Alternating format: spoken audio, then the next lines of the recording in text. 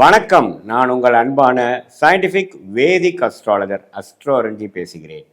நல்லது நினைப்போம், நல்லதே நடக்கும். மீனராசிக்காரர்களுக்கு ஆகஸ்ட் 2026 எத்தகைய ஒரு பலாபலன்கள் நிறைந்த ஒரு மாதமாக இருக்க போகுதுங்கிறது சயின்டிஃபிக் வேதிக் அஸ்ட்ராலஜி முறையில் எதையும் மிகைப்படுத்தாமல், பரிகாரங்கள் அது மாதிரி மூடநம்பிக்கைக்குள்ளே போகாமல், உள்ளது உள்ளவாறு ஒரு கிரகம் ராசிக்கு இந்த இடத்துல இருக்கும்பொழுது எது மாதிரி ஒரு தாக்கத்தை இந்திய வேத ஜோதிட அடிப்படையிலான ஒளி தத்துவ பிரகாரம் கர்மா எப்படி செயல்படுகிறது, சாதகமான சம்பவங்கள் சாதகமற்ற சம்பவங்கள் எப்படி நம்மளுடைய வாழ்க்கையில் வருது, எது மாதிரி தாக்கத்தை கொடுக்குது, நம்மளுடைய வாழ்க்கையை எந்த திசையில் திரும்ப போகிறது அப்படிங்கிறத துல்லியமாக மிகைப்படுத்தாமல் சயின்டிஃபிக் வேதிக் அஸ்ட்ராலஜி முறையில் பார்க்க போகிறோம். இப்போ பாருங்கள், மீனராசிக்கு ஜென்மசனி போய் கொண்டிருக்கிறதுங்கிறது எல்லாத்துக்கும் தெரியும்.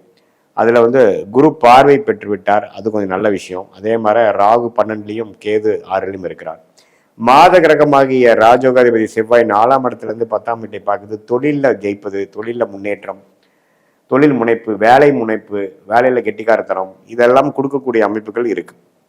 எப்பவுமே ஒரு ராஜோகாதிபதி கிரகம் 10ஆம் இடத்துக்கு சம்மந்தப்படும் பொழுது உத்வேகமாக செயல்படுவோம், நல்லா முயற்சி எடுப்போம், எல்லாமே ஓரளவுக்கு சாதகமாக இருக்கும். ஸோ மாதம் முழுவதும், ஆகஸ்ட் மாதம் முழுவதும் செவ்வாய் 4 இருக்கிறது நல்ல ஒரு அமைப்பு, அது நீங்கள் தெரிஞ்சுக்கணும்.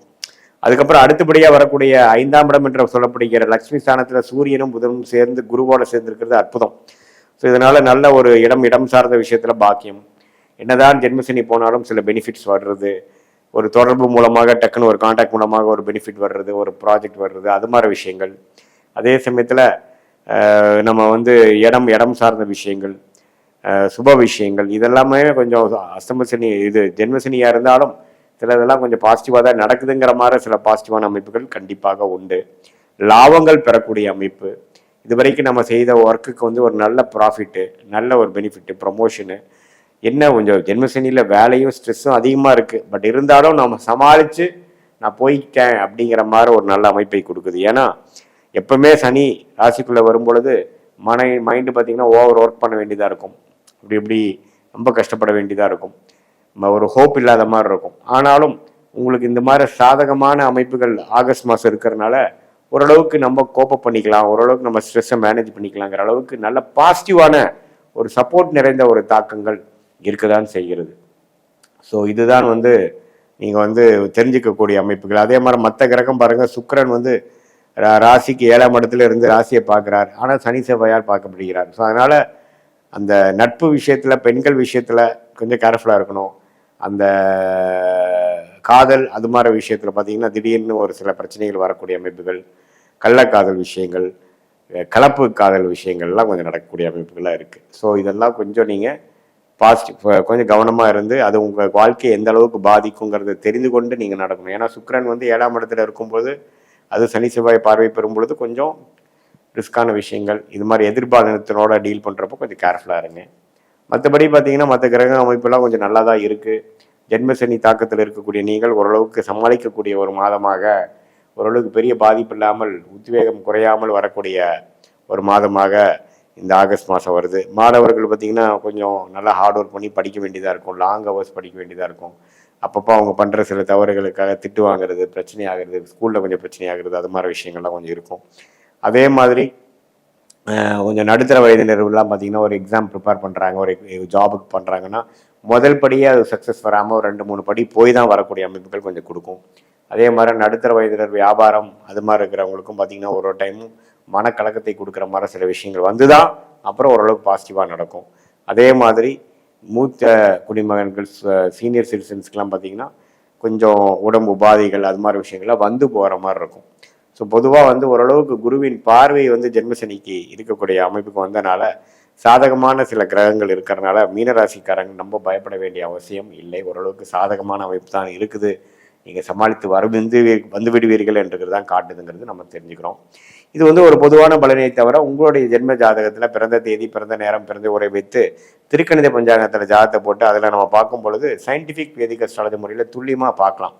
அடுத்து வரக்கூடிய காலம் எப்படி மாற ஒரு வாழ்க்கை இருக்குது, நமக்கு அடுத்த திசை எப்படி திரும்புது, நமக்கு டைரக்ஷன், லைஃப் டைரக்ஷன் எப்படி போகுது, நம்மளோட இன்ட்ரெஸ்ட்டுக்கும் நடக்கக்கூடிய விஷயத்துக்கும் மேட்ச் ஆகுதா, நமக்கு இருக்கக்கூடிய சாய்ஸில் எந்த சாய்ஸ் எடுக்கலாம், எது மாதிரி சாதகமான பலன்கள் நம்ம எதிர்பார்க்கலாம், நம்மளுடைய பிராப்தங்கள் என்ன, நம்ம தோஷங்கள் என்ன, நம்ம யோகமான தொழில் என்ன, யோகமான வேலை என்ன, யோகமான படிப்பு என்ன, எது மாதிரி விஷயத்தில் போகலாம், எப்போ வியாபாரம் பண்ணலாம், எப்போ நம்ம தொழில் அமைக்கலாம், அல்லது வேலையிலேயே இருக்கலாமா, வேலைன்னு எடுத்துட்டோம்னா வெளிநாடா உள்நாடாக இருந்தால் வெளி மாநிலமா, அல்லது நம்மளுடைய ஓன் ஊரா, அல்லது பூர்வீகம் உள்ள சொத்துக்கள் எப்போ வரும், அதே சமயத்தில் வேலையில் அரசு வேலையா, அல்லது கார்ப்பரேட் லைஃபா, ப்ரைவேட் செக்டாரா, இது மாதிரி விஷயங்கள் இருக்குது. இம்போர்ட் எக்ஸ்போர்ட் ரிலேட்டடாக பண்ணலாமா, இது மாதிரி தொடர்புகள் நமக்கு நல்லதாக கொடுக்கும் அப்படிங்கிறது. அப்புறம் ஃபேமிலி, குழந்தைகள், மேரேஜ், அது மாதிரி விஷயங்களும் பார்க்கக்கூடிய எந்த ஒரு கேள்வியாக இருந்தாலும் சயின்டிஃபிக் வேதிக் அஸ்ட்ராலஜி மூலமாக உங்கள் ஜாதகத்தை பிறந்த தேதி, பிறந்த நேரம் வைத்து, பிறந்த உரை வைத்து துல்லியமாக போட்டு டிகிரி அடிப்படையில் பார்த்து அடுத்து வரக்கூடிய காம்பினேஷன்ஸ் எப்படி, ஒரு கிரகமும் எந்த மாதிரி காம்பினேஷன்ஸில் இருக்காங்க, அது எந்த கர்மாவை கொடுக்கும், எது உங்களுக்கு சாதகமாக இருக்குது, எதை நீங்கள் எதிர்பார்க்கலாம், திட்டமிட்டு தேவையில்லாத மன உளைச்சல் இல்லாமல் நீங்கள் பண்ண வேண்டிய விஷயத்தை சரியாக திட்டமிட்டு அதுக்கு தகுந்த மாதிரி வாழ்க்கையை நீங்கள் படிப்படியாக நீங்கள் ஒன்றொன்னா நீங்கள் ப்ரொசீட் பண்ணும் பொழுது கண்டிப்பாக எதிர்நீச்சல் போடாமல் தேவையான தவறுகள் தேவையற்ற விஷயங்கள் செய்யாமல் ஓரளவுக்கு நம்மளுடைய கர்மாவுக்கு நிகரான, நமக்கு பிராப்தங்களுக்கு நிகரான செயல் திட்டங்களை செய்து அந்த நேரம் வருவதற்கு பொறுமையாக இருந்து காரியங்கள் ஒன்றொன்றாக சாய்த்து நம்மளுடைய வெற்றி பாதையில் பொறுமையாக நிதானமாக போய் நம்மளால் ஜெயிக்க முடியும். எதிர்நீச்சல் போடாமல் நம்மளுடைய தேவைக்கு இல்லாத சில விஷயங்கள், அதாவது ஒரு தவறும் வாழ்க்கையில் நம்ம செய்யும் பொழுது என்ன ஆகுதுன்னா ஒருவருக்கு நம்ம விலை கொடுக்க வேண்டியதாக இருக்குது. அதாவது அதுக்கு பொருள் விரயமாகுது, சமய விரயமாகுது. அதுக்கப்புறம் நம்ம திரும்பி நம்மளோட வெற்றி பாதையில் போகிறக்குள்ளே போதும் ஆயிடுது இல்லைங்களா? ஸோ அதனால உங்களுடைய டைம் எப்படி இருக்குது, நம்மளுடைய பிராப்தங்கள் என்ன இருக்குன்னு முதலே தெரிந்து அதுக்கு தகுந்த மாதிரி சாய்ஸ் நம்ம போயிட்டோம்னா தேவையற்ற விரயங்கள், தேவையற்ற தவறான முடிவுகளுக்கு அதனால வரக்கூடிய பாதிப்புகள் எல்லாம் தவிர்த்து வாழ்க்கையில் நம்மளுடைய கர்மா எப்படி இருக்குது, நமக்கு யோகமான ஒரு ரூட் என்ன, சயின்டிஃபிக் வேதிக் அஸ்ட்ராலஜி என்ன சொல்லுது, நம்மளுடைய லக்னம் எப்படி இருக்குது, ராசி எப்படி இருக்குது, தசா புக்தி அந்தர சூக்ஷமங்கள் எப்படி இருக்குது, தசநாதன் புக்திநாதன் இப்போ நம்ம சொன்ன கோச்சார பொது பலனில் இப்படி வருதுங்கிறது ரெண்டையும் சேர்த்து வைத்து ஜகா புக்திகளும் அதே மாதிரி கோச்சார அமைப்புகளும் சேர்த்து வைத்து பார்க்கும் பொழுது இன்னுமே துல்லியமான பலன்கள் நம்ம எடுக்க முடியும். அது மூலமாக நமக்கு கிளாரிட்டி வரும். அது மூலமாக நமக்கு என்ன செய்யணும், எந்த நேரத்தில் செய்யணும், எப்போ இந்த விஷயம் நடக்குங்கிறதுக்கு காத்திருக்கக்கூடிய பொறுமையும் நமக்கு வரும். அதுக்கு தகுந்த மாதிரி வாழ்க்கையை திட்டமிட்டு வாழ்க்கையில் ஒரு படியாக நம்ம செய்யும் பொழுது உடல் நலம் பெற்று நல்ல ஒரு ஆத்ம திருப்தி பெற்று நல்ல வாழ்க்கையில் நம்மளுடைய பொட்டன்ஷியல் என்னவோ அதுக்கு தகுந்த மாதிரி ஒரு வெற்றி பெற்று ரொம்ப அதிக ஆசைப்படாமல் நம்மளுடைய பிராப்தங்களை புரிந்து அதுக்கு தகுந்த மாதிரி வாழும் பொழுது எளிதில் வாழ்க்கையில் வெற்றி பெற முடியும் என்று. கடவுள் அருள் டிவியை பார்த்தமைக்க நன்றிகள். மேலும் இது போன்ற தகவல்களை தெரிந்து கொள்ள கடவுள் அருள் டிவியை சப்ஸ்கிரைப் செய்யுங்கள். மறக்காமல் பெல் ஐக்கானை கிளிக் செய்யுங்கள்.